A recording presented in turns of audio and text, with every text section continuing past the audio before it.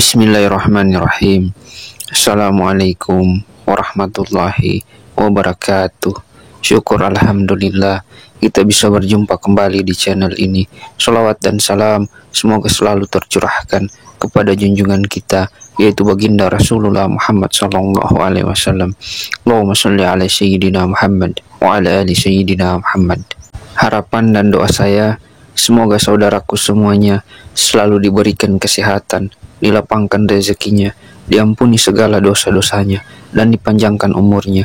Amin, amin ya rabbal alamin. Sahabat beriman yang dirahmati Allah Subhanahu wa ta'ala, salat subuh memiliki nilai yang tinggi dalam syariat Islam. Bahkan Rasulullah sallallahu alaihi wasallam mendoakan langsung umatnya yang menunaikan salat subuh. Orang yang menunaikan salat subuh juga disaksikan langsung oleh para malaikat. Akan tetapi ada bacaan atau surah pendek yang tidak dianjurkan dalam melaksanakan sholat subuh. Lantas, apa keutamaan sholat subuh? Bacaan surah apa yang tidak dianjurkan di waktu subuh? Benarkah malaikat menyaksikan langsung ketika kita menunaikan sholat subuh? Berikut ini adalah penjelasannya. Sahabat beriman yang dirahmati Allah Subhanahu wa ta'ala, sholat subuh ditunaikan jelang terbitnya fajar, waktu di mana orang-orang dalam keadaan yang terlelap tidur, dan betapa banyak kaum muslimin yang lalai dalam mengerjakan sholat subuh. Mereka lebih memilih melanjutkan tidurnya ketimbang bangun untuk mengerjakan sholat. Karena itulah Rasulullah sallallahu alaihi wasallam mengkhususkan sholat subuh dengan berbagai keistimewaan. Dan sholat subuh bahkan memiliki sifat-sifat tertentu yang tidak terulang pada sholat lainnya. Saking istimewanya, orang yang mengerjakan sholat subuh didoakan langsung oleh Rasulullah Sallallahu Alaihi Wasallam. Hal ini sebagaimana disebutkan dalam sebuah hadis.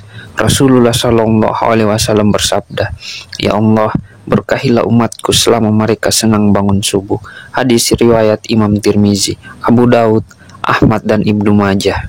Apabila Rasulullah Shallallahu Alaihi Wasallam yang berdoa, maka tidak ada perantara di antara Rasulullah dengan Allah Subhanahu Wa Taala. Rasulullah Shallallahu Alaihi Wasallam yang paling dekat dengan Allah Subhanahu Wa Taala. Dalam hadis lain dijelaskan bahwa orang yang melaksanakan sholat subuh berada dalam jaminan Allah Subhanahu wa ta'ala. Rasulullah Shallallahu alaihi wasallam bersabda, "Siapa yang menunaikan sholat subuh, maka ia berada dalam jaminan Allah." Bahkan jangan kau mencari jaminan Allah dengan sesuatu selain dari sholat, yang pada saat kau mendapatkannya justru kamu tergelincir ke dalam api neraka. Hadis riwayat Imam Muslim. Apabila Allah Subhanahu wa ta'ala yang memberikan jaminan, maka manusia sulit untuk menjangkau dan menebaknya. Di antara janji Allah bagi hambanya yang taat menunaikan ibadah sholat subuh adalah kelak di surga nanti akan melihat Allah Subhanahu wa ta'ala. Hal ini sebagaimana sabda Rasulullah Sallallahu Alaihi Wasallam, "Kami sedang duduk bersama Rasulullah Sallallahu Alaihi Wasallam ketika melihat bulan purnama. Beliau berkata, sungguh kalian akan melihat Rabb kalian sebagaimana kalian melihat bulan yang tidak terhalang dalam melihatnya. Apabila kalian mampu, janganlah kalian menyerah dalam melakukan sholat sebelum terbit matahari dan sholat sebelum terbenamnya matahari, maka lakukanlah." Hadis riwayat Bukhari dan Muslim.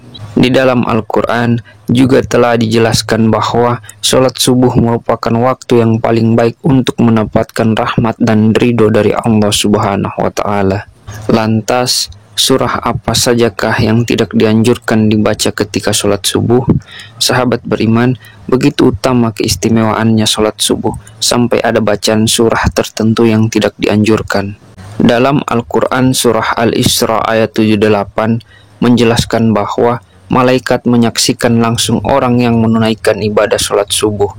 Dari tafsir ayat tersebut, para ulama menyimpulkan bahwa pada sholat subuh setelah bacaan Al-Fatihah disunahkan membaca Al-Quran yang panjang, baik surah ataupun ayat, di mana tradisi nabi-nabi terdahulu yang kemudian dilanjutkan oleh Rasulullah Sallallahu Alaihi Wasallam dan para sahabat, tabi'in, dan salafus soleh juga membaca ayat-ayat ataupun surah yang panjang. Dan ketika menjadi imam sholat subuh, Maka dari itu, seorang imam sholat subuh setelah membaca surah Al-Fatihah, janganlah membaca surah pendek, apalagi surah super pendek seperti Al-Ikhlas, Al-Falaq, dan surah An-Nas.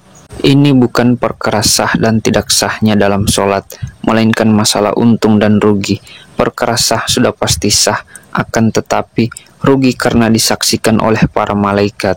Maka tentu sangat sayang sekali jika hanya ayat-ayat pendek yang dibacanya, karena apabila semakin banyak huruf-huruf Al-Quran yang dibaca dalam melaksanakan sholat subuh yang disaksikan langsung oleh para malaikat, maka akan menambah catatan amal kebaikan kita yang disampaikan oleh Allah Subhanahu wa Ta'ala melalui para malaikat. Rasulullah Shallallahu Alaihi Wasallam seringkali menunjukkan contoh-contoh bacaan sholat subuh yang menandakan syarat akan makna tertentu. Ada beberapa riwayat Rasulullah Shallallahu Alaihi Wasallam sering membaca surah Al-Waqiah, surah At-Sur, surah At-Takwir. Rasulullah Shallallahu Alaihi Wasallam juga biasa membaca surah Ar-Rum, surah Yasin, dan surah As-Saffar. Sahabat beriman yang dirahmati Allah Subhanahu wa Ta'ala, Allah telah menyiapkan pahala yang luar biasa bagi mereka yang membiasakan dirinya untuk sholat subuh tepat pada waktunya, dan pahalanya bahkan sebanding dengan sholat semalam suntuk. Janji pahala ini sebagaimana sabda Rasulullah Shallallahu Alaihi Wasallam, barang siapa sholat subuh berjamaah, maka seakan-akan dia telah melaksanakan sholat semalam suntuk. Hadis riwayat Bukhari. Sahabat beriman yang dirahmati Allah Subhanahu wa Ta'ala, itulah beberapa keistimewaan sholat subuh. Semoga kita semua dimudahkan untuk melaksanakan sholat subuh secara berjamaah yang pahalanya itu lebih besar daripada dunia dan seisinya. Amin amin ya rabbal alamin. Demikian apa yang saya bisa bagikan pada kesempatan kali ini. Semoga bisa bermanfaat untuk kita semua. Assalamualaikum warahmatullahi wabarakatuh.